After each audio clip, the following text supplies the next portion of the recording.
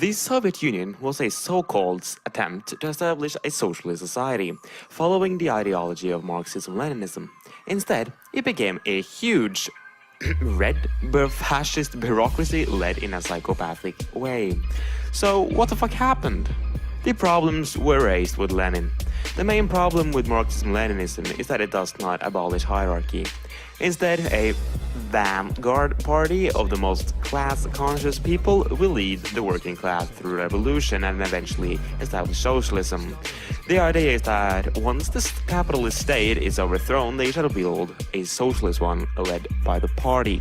The state will take control over the means of production, deal with counter-revolution attempts among other things, in a phase called state capitalism.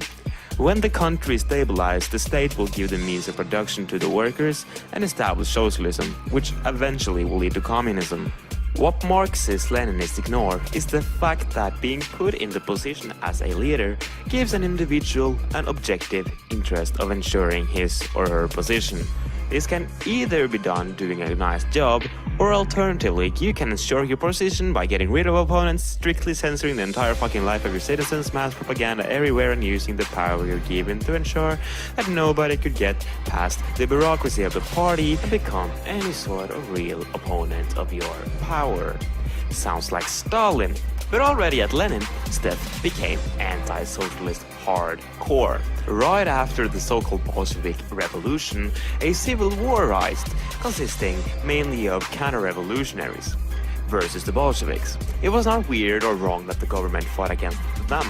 What was weird, however, was that the Bolsheviks did not want to cooperate with the anarchists once they started gaining power, started raising socialist councils and more good stuff in what's called the Free Territory.